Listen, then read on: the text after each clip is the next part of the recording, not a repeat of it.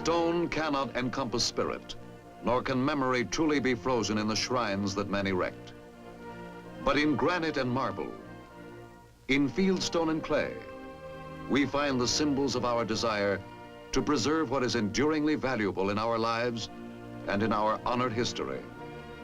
The American soldier is so honored and has always been.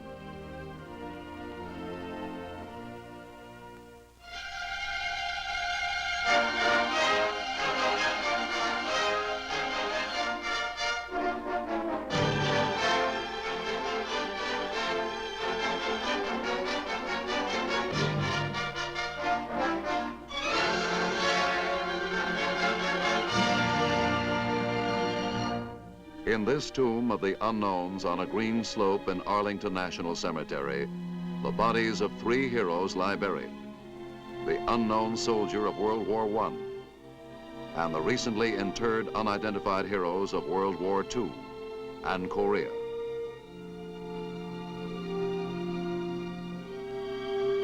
Symbols of all heroes who fell in the wars of the nation's maturity.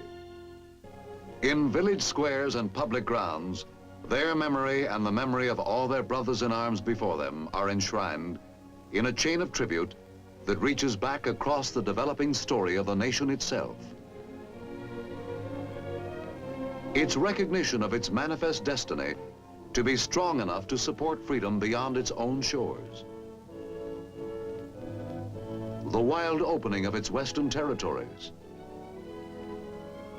The tragic strife of the Civil War, which tested its ability to stand as a union. The painful years of its early growth, back to the beginning, to the men who began building that history, the nation's history, and with it the history of the Army, which has fought to preserve the nation's integrity and indeed its very life.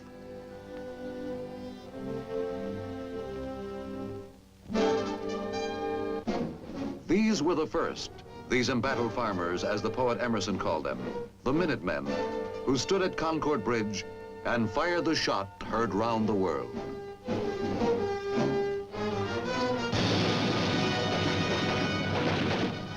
Here, in a fury of rebellion, the American Army was born, brought to life by angry militiamen who turned back a British raid on the supply stores in Massachusetts colony and drove the red-coated troops of the King in a rout back to Boston.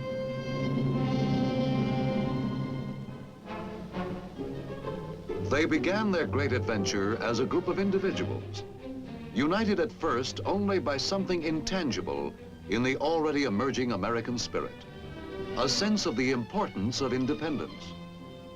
They came down from their farms and out of their shops to take up arms with the idea only of standing up for their rights against a domination which had become more oppressive with the years. Fate gave them a leader, and under him they built a unity in arms, a fighting force in which they could wage their growing rebellion with a hope of victory.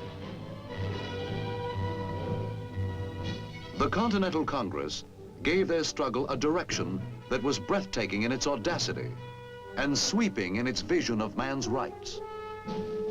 And now the soldier of the revolution was fighting for more than a vaguely felt idea.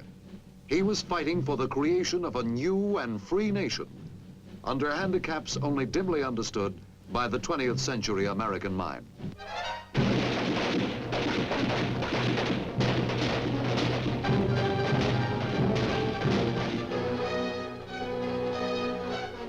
But to the glory of his own wondrous age and the survival of freedom for all the ages that would do him honor, he endured.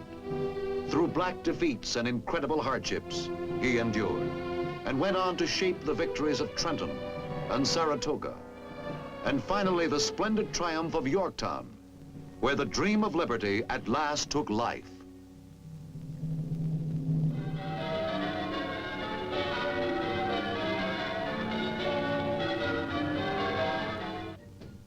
Because of his own beliefs, simple and clean in the rightness of his cause, the American Army held together in its infancy. And for the first time in the history of the New World, the quality of patriotism became part of a soldier's creed. young nation which the soldier had won with his blood flourished.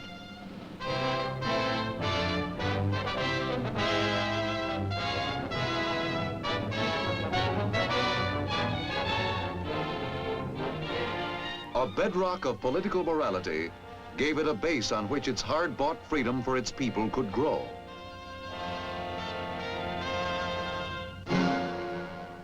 The acquisition of vast new lands gave it the opportunity to expand physically.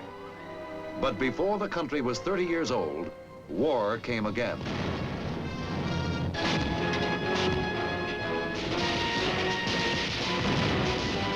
The conflict with the British this time was over British interference with the rights of American seamen.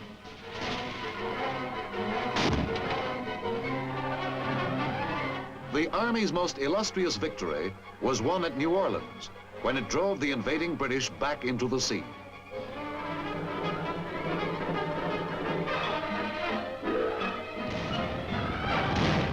Although this War of 1812 was primarily a naval one, the country learned its need for a professional standing army.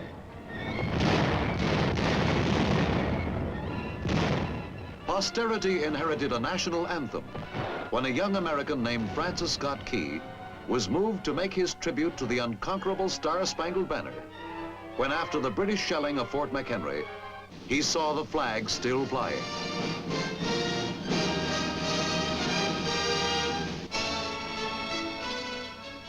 The Lone Star State of Texas prepared the preface to the next chapter in America's history.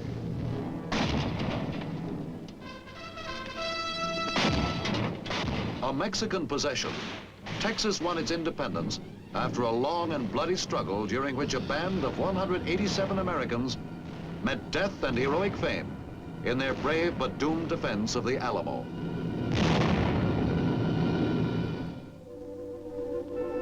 When Texas became a part of the United States after its independence, trouble between the United States and Mexico began to broil and finally erupted into war.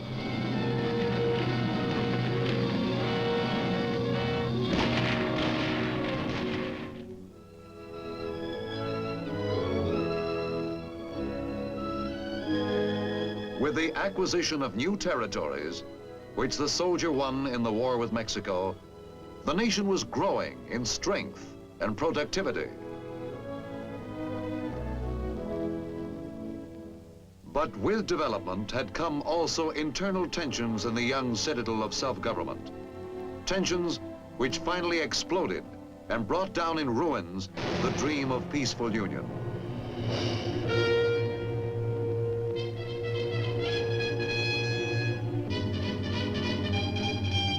The most tragic of all wars, that of brother against brother, was forced upon the nation. The Confederate soldier had behind him the unified effort of a culture that was actually a way of life. He had as well a superb military organization backing him. But more than these, he had the hot and defiant pride of the rebel, with the rebel's formidable confidence that his will shall prevail. A Confederate poet wrote, "The world shall behold in many a distant port another flag unfurled." And from the rapidity with which the Southerner began chalking up victories, it looked as if it might happen.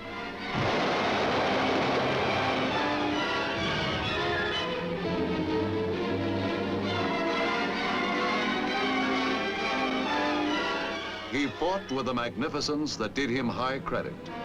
And in the end, it was not so much his spirit as the resources of his army that failed him.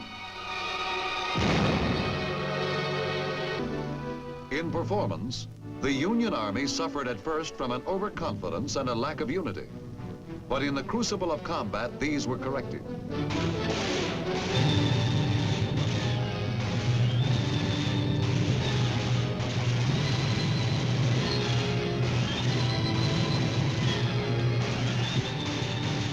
By mid-war, the Union soldier emerged as one of the most effective fighters in the history of warfare.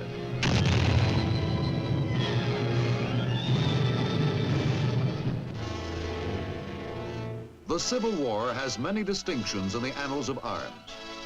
It was the first modern war. It was a war of sweeping movement. It was a war of massed fire. Spectacular plans were brilliantly executed. Its campaigns are still studied as classics of combat.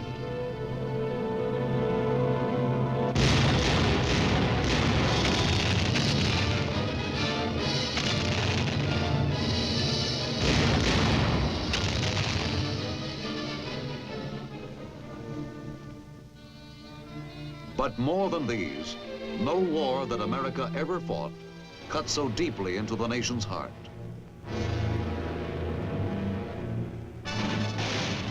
The grim, heroic figures in blue and gray who stood against each other on a succession of battlefields, whose names are now part of our heritage, created images that would never be far from the American mind.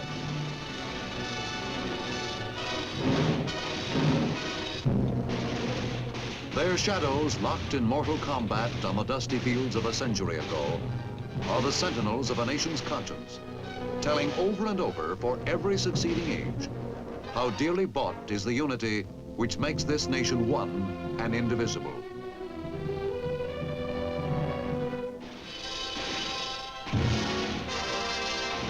In the end, it was the soldier from the north who prevailed. His industrial power was superior, his supply of manpower wider, and in the perspective of history, his heroic sacrifice gave us the Union forever.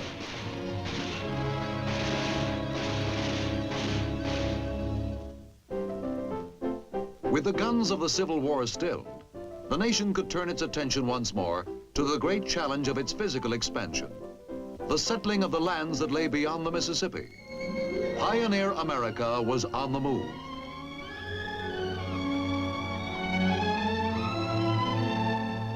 But the challenge brought its own enemy. The Indian, who had resisted the white man's settlement of the new continent from the beginning, had grown bold and powerful in the years the country was absorbed in its struggle for the Union. Now he was able to show in fierce strength his opposition to this extension into the buffalo hunting grounds.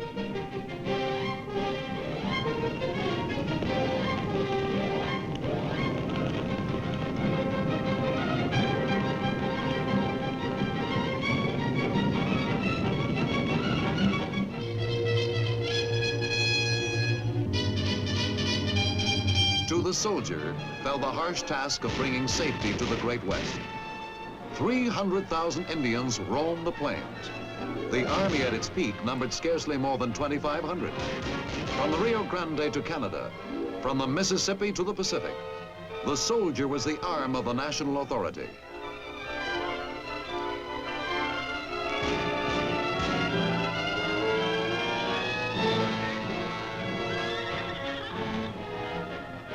Against nation after nation of Indian tribes, he fought to make it secure, a brother to danger, enduring the grim life of the frontier, dying his lonely death on a stretch of parched prairie beyond the sight, and even at times beyond the interest of the civilization he served. He did more than his duty, one general officer wrote in tribute to this soldier of the West.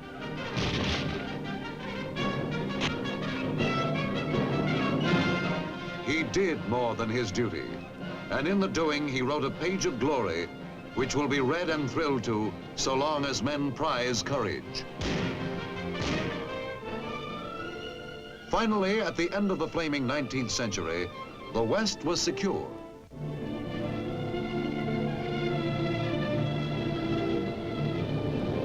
From sea to sea, the American nation now stretched, strong and free and vital.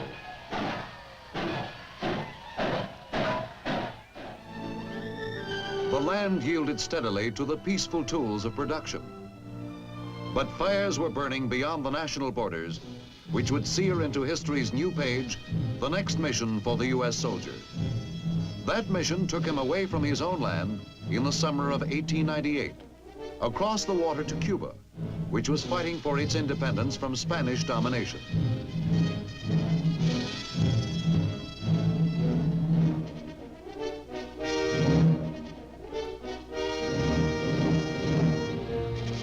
The Spanish-American War was a short one. The soldier handled himself well.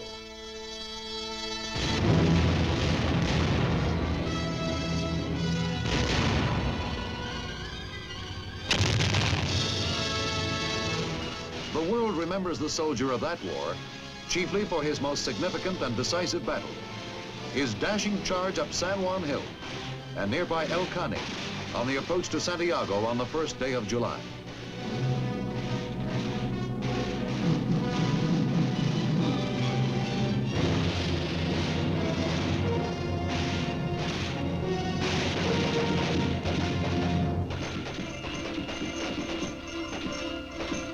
Victory in this war brought the Philippines, Puerto Rico, and Guam, as well as Cuba, into U.S. possession. And the United States would forever after be involved in the affairs of the world at large.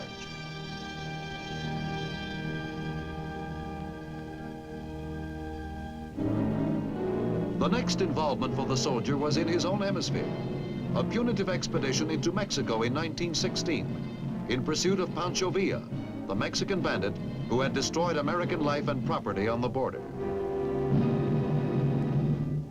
In the perspective of history, it was a minor campaign, but it was important to American self-interest and self-respect, and it prepared the Army for the most challenging test it had ever had. World War I saw more than 2 million Americans in arms. The doughboy went into the war that gave him his first experience with Europe's geography, cocky and idealistic. He sang as he marched through the dust of the ruined French villages, and the weary and bleeding continent took new hope from his confidence.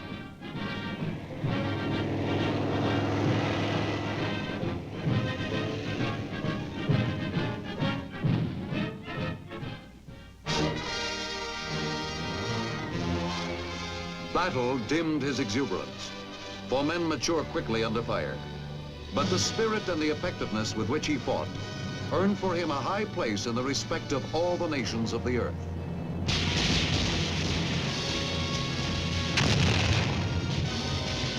A British poet wrote in his tribute, "You traveled across a watching world to show how heroes die."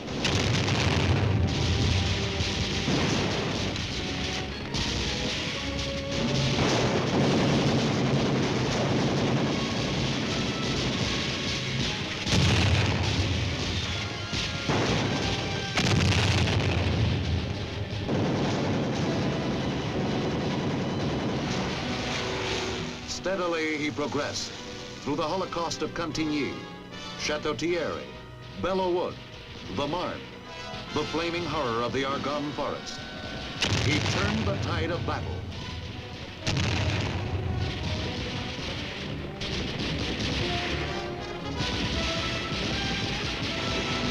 And the Great War came to an end.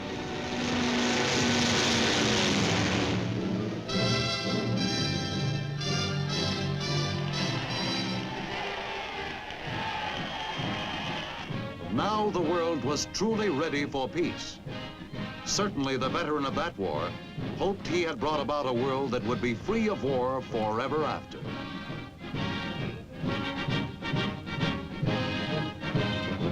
The hope for peace, however, was soon to be doomed by events taking place in other parts of the world.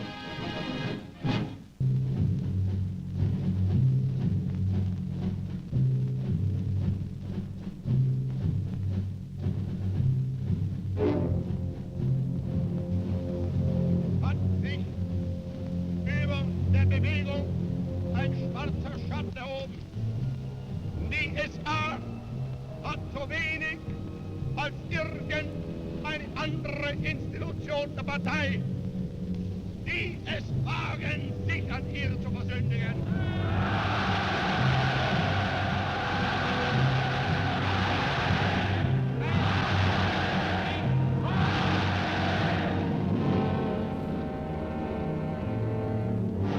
With Nazi Germany's march on Poland in 1939, the threat of conflict burst into shattering reality. War of a dimension the world had never seen was introduced. Before it was ever involved, America began preparing its men. The long conversion from citizen to serviceman began. Sometimes it seemed like a hopeless task.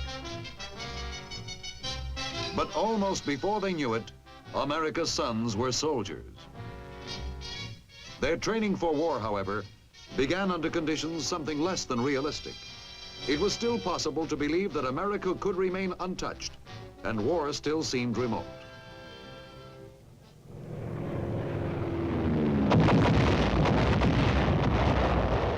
Then came Pearl Harbor, and now America was committed, with its every resource, to seeing the grim war to its bitter end. And its job would be the soldier's job. Some of the sad and heart-twisting qualities of war never change.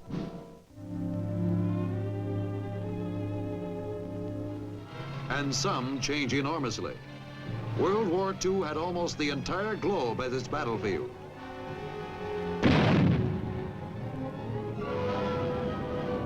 It brought new dimensions to the experience of combat. The soldier fought everywhere, and he went into battle every way he could get there. Through the air, over the seas. He hit 100 beaches, large and small, in the vast world of the Pacific.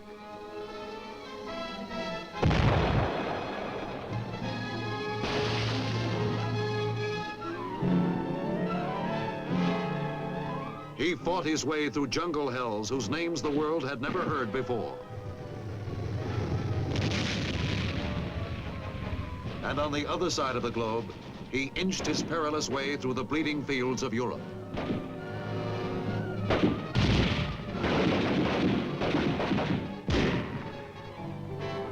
He fought in villages where his fathers had fought before him, in towns grown old in peace, in cities which for centuries had stored the flower of man's Western culture.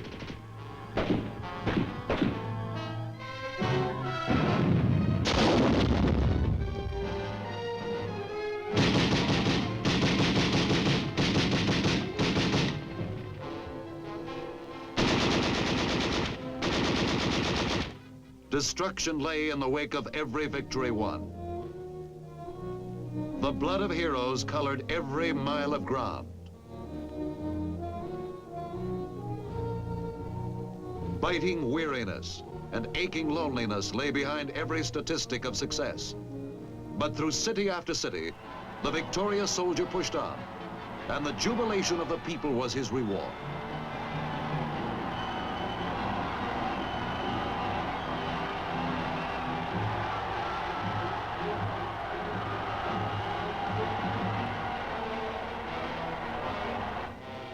On the other side of every liberated city lay the war again.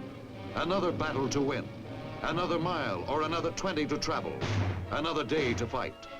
Through 3.5 years of Holocaust, the soldier moved in an agonizing but relentless march, pushing back the encroachments of aggression until the enemy finally lay crushed and defeated.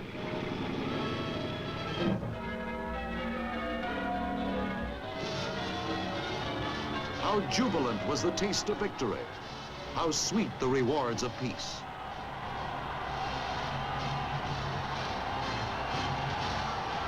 A bruised and suffering world stirred again to the triumphant strains of victory. For the soldier, it was the proud end of a long and arduous road. From all the remote places where he had traveled, from all the scattered battlefields, he returned home again to find a soldier's welcome.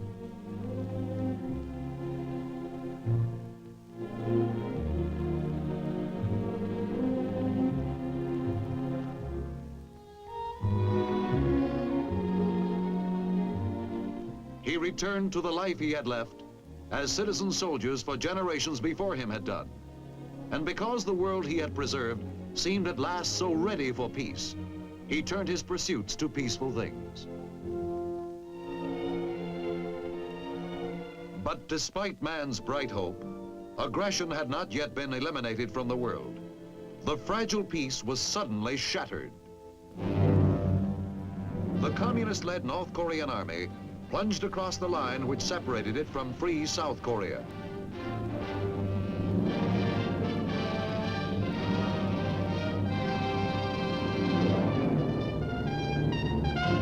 And now, once again, the soldier was on foreign soil, making his soldier's way through the kind of troubles which had always beset his brothers.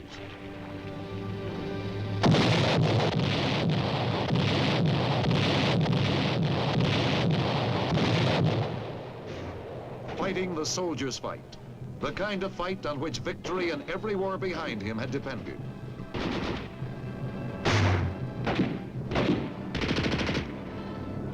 Korea added new names to the honor roll of heroes. It added new listings to the roster of once unfamiliar places, which would forever after be part of the nation's history. Daejeon, Seoul, Old Baldy, Fort Chop Hill, and it added another page of valor to the soldier's record. And like all wars, the cost was high. For bravery is not cheap, nor are any of the qualities which give a man what it takes to stand and fight.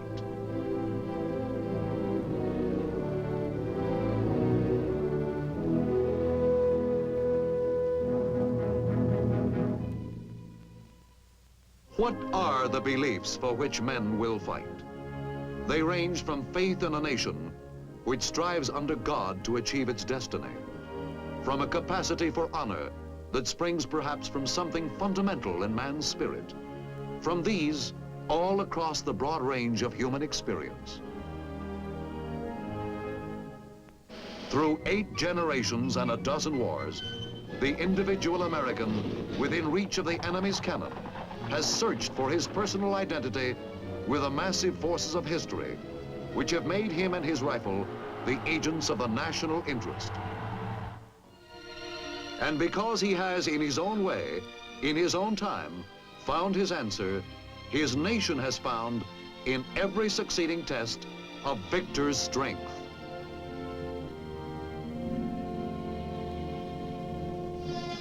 He has fought well, this soldier of America's heritage. He won a nation, built it, and defended it against every threat to destroy it. And his most enduring monument is that nation itself.